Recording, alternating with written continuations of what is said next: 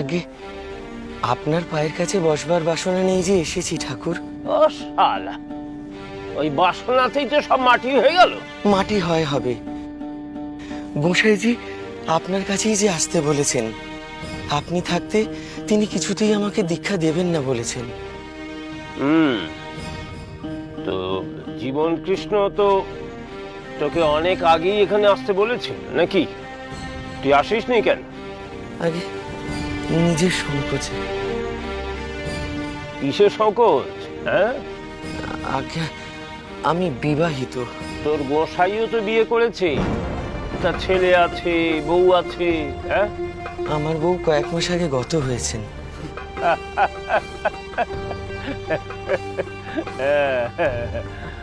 সেই জন্য এখন ব্রহ্মচারী হতে এসছিস নাকি? হ্যাঁ, ভেবেছিস সব লেটা চুকে গেছে। বিবাহিত জীবন আমার ভালো লাগতো না। আমি তোকে আদেশ দিচ্ছি, তুই আবার বিয়ে করবি। আপনি আমাকে আর যা আদেশ করবেন আমি অক্ষরে অক্ষরে পালন করব। হ্যাঁ, কিন্তু বিয়ে আমি আর কিছুতেই করতে পারবো না।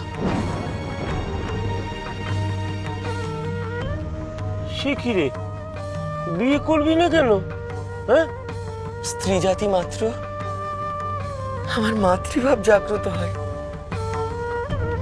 মা বলে ডাকতে ইচ্ছে করে। বলিস কি রে? হ্যাঁ, সত্য যুগ আবার ফিরে এলো নাকি? আরে শোন শোন, সত্য যুগ ফিরে এসেছে আবার। জীবন কৃষ্ণের ঘরে এই এমন একজন ব্রহ্মচারী লুকিয়ে ছিল, আত্মগোপন করেছিল। এই খবরটা তো আমি পাইনি বাবা।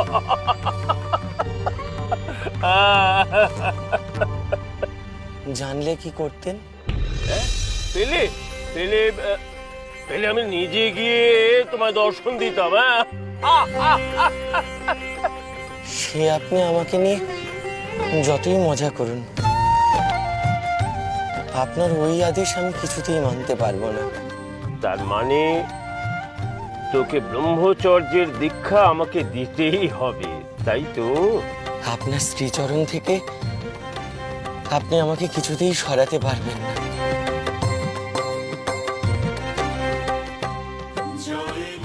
আমি আপনার শরণাগত।